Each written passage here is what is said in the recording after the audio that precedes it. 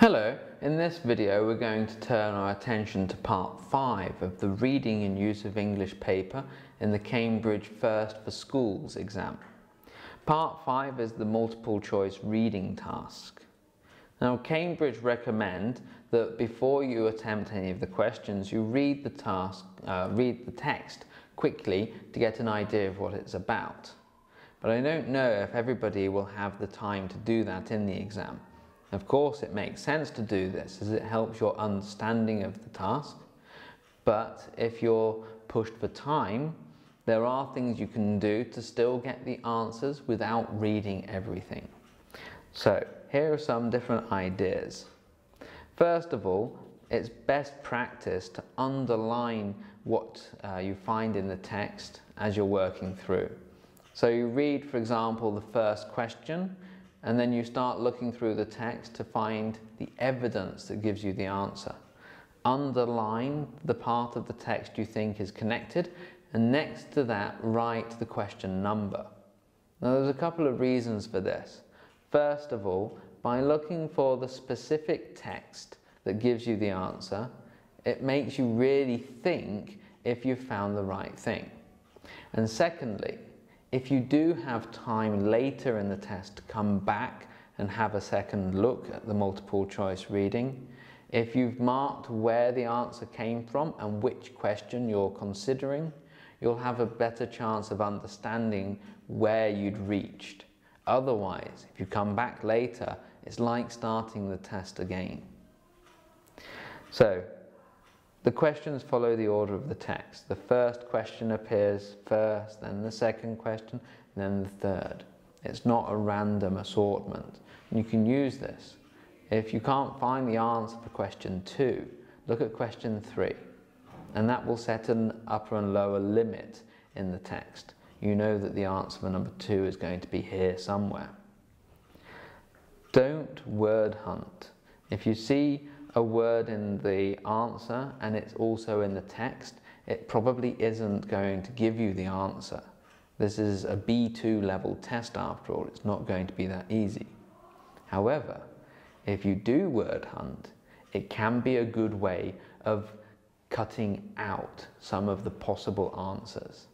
So let's say you've got A, B, C and D and you really don't know, but one of the words in B appears exactly the same in the text itself, in the reading. If that's the case, you can probably say B is not the answer, and it increases your chances. So if you do have to guess, you have a better chance of guessing the correct way. So if you can't word hunt, what do you have to do? Well, you have to look for what I call synonymous expressions.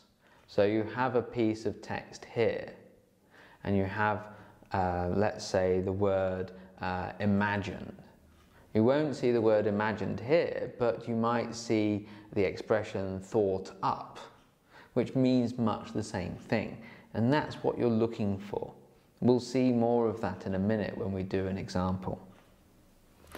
And also look out for what we call the distractors. So that would be where you think that you've got the answer here, and then you see the word but. But contradicts, it goes against what you've just read. So if you see but or however, then you know that we're changing the meaning and it's going to go against what was just said. So watch out for those sort of things. Okay, so follow the link in the description to this video, and in the PDF we've been using for the use of English, turn to page 24. And the title of this text is Scotty Weems. So have a go, it'll take you maybe 10-12 minutes, and then come back here and we'll look at the answers together.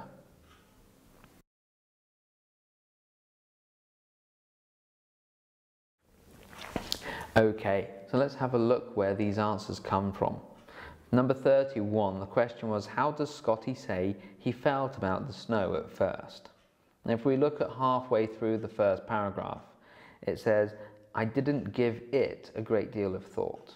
It is the snowing. So if you don't give something much thought, then we get the answer B. It was no real cause for concern. So this is what I meant earlier when I talked about synonymous expressions. In the answer, we've got no real cause for concern, and that's the same as saying you don't give something a great deal of thought. So we look at those two. But of course we want to underline that sentence and write 31 next to it, so later we can come back and check if we've got time.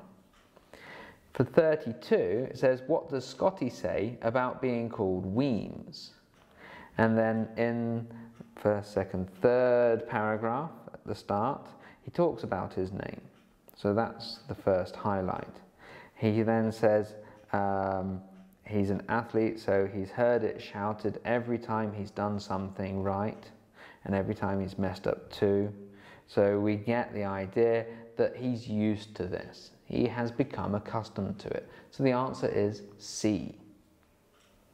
Number 33, he says, what does like that in line 46 refer to? And line 46 is marked on the side of the text. So we know exactly what we're talking about. If we look back earlier in this paragraph, it says he listened to mainstream rock and wore whatever clothes he'd been given by his parents. So like that is, from his description, being an average type of person. So the answer is A. We have to be careful because it says for B, being interested in rock music, and yes, it says he listened to rock, but that's not the point. It's that he listened to mainstream rock, so he was average. That's the point. And it's supported by this idea of the clothes. He certainly didn't wear carefully chosen clothes because he didn't choose them himself. And we have no idea about D for hiding your real personality. So we're looking for A. In 34, again we have a line reference. What does not collecting the payoff in line 52 mean? Now if you know the vocabulary payoff, you'll be able to get the answer for this without looking at the text. A payoff is a reward for something. So we already know the answer should be D, missing out on the rewards of something. And if we look at that area there, it suggests that he's sad that he won't get the reward for all his hard work because of the snow cancelling the game. In 35, what point is Scotty making when he talks about sporty kids running in packs? We have to read this last paragraph at the start. He talks about the neighbourhood kids. He also talks about how in the sports team they have the same kind of connection. So we get C. They have a strong group identity.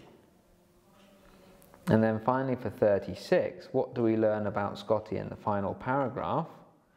If we look at the last sentence of that paragraph, it says, as for my real friends, I didn't have to prove anything to them.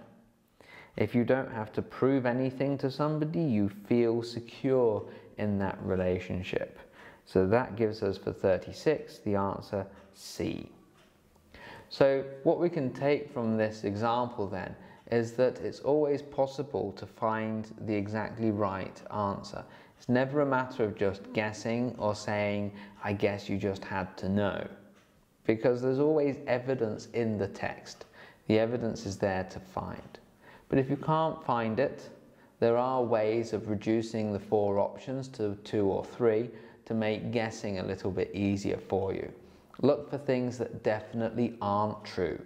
Things that you can say, no, the text clearly doesn't say that. Cross those out and it'll leave you with fewer possibilities.